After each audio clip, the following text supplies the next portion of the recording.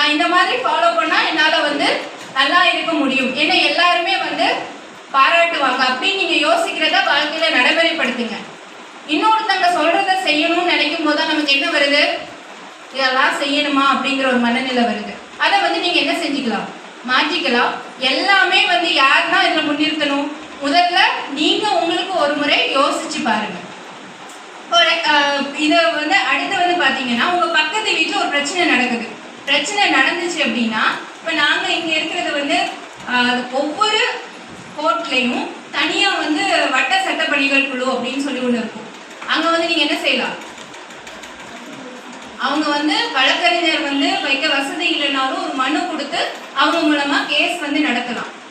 உங்கள் பக்கத்தில் இருக்கிறவங்களுக்கு விழிப்புணர்வு எப்படி கொடுக்கலாம் அப்படின்னா, நீங்கள் இப்போ உங்களை பொறுத்த வரைக்கும் என்னென்ன சட்டங்கள் இருக்குன்னு தெரியுது, யார் யாருக்கு என்னென்ன உரிமைகள் இருக்குது அப்படிங்கிறது தெரியுது.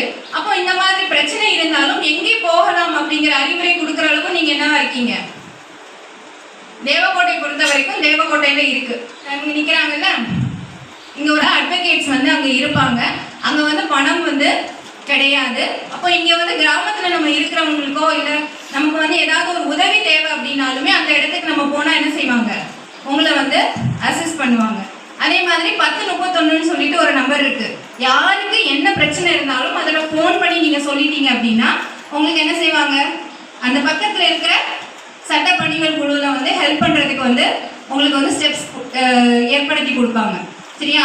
அப்புறம் வந்து பார்த்தீங்கன்னா குழந்தைகளுக்கு என்னென்ன பிரச்சனை இருக்குது அப்படின்னா, முதல் விஷயம் படிப்பு, அப்புறம் நீங்கள் சொன்ன கொத்தடிமை, அப்புறம் குழந்தை திருமணம் அப்படிங்கிற விஷயம்.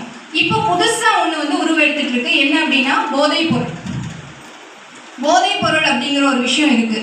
ஒரு விஷயத்த நம்ம வந்து செஞ்சு பார்த்துட்டோம் அப்படின்னா தான் அது வந்து கரெக்டாக தப்பான்னு தெரியும். அப்படின்னா ஒரு விஷயத்தை செய்யாமல் வந்து தப்புன்னு தெரிஞ்சிக்க வேண்டியது எது அப்படின்னு சொல்லி பார்த்தீங்கன்னா போதைங்கிறது இப்போ உங்களுக்கே தெரிஞ்சிருக்கும். ஸ்கூல்ஸ் பக்கத்தில் விற்கிறாங்கங்கிறாங்க, எங்கேயாவது போனால் நீங்கள் ஒரு சாக்லேட்ஸ் வாங்கினீங்கன்னா சாக்லேட்ஸில் இருக்குது அப்படிங்கிறாங்க. அது வந்து மேஜராக இப்போ யார்கிட்ட இருக்குது அப்படின்னா குழந்தைங்கள்ட்ட தான் அந்த பழக்கம். ஒரு குழந்தைங்கன்னா நீங்கள் கிடையாது, 15 வயசுக்கு மேற்பட்ட பசங்கள்கிட்ட வந்து அந்த குணம் இருக்குது அப்படிங்கிறாங்க.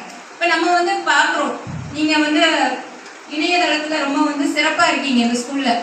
நீங்கள் பார்க்குறீங்கல்ல, ரீல்ஸ் போடுறாங்க, யூடியூப்பில் வந்து ஏதாவது ஒன்று போடும்போது என்னது, நம்மளை பெருமைப்படுத்துகிற விஷயத்த போட்டால் நல்லா இருக்குமா, இல்லை நம்மளை வந்து வேறு மாதிரி காட்டுறதுல நமக்கு வந்து சந்தோஷம் கிடைக்குமா?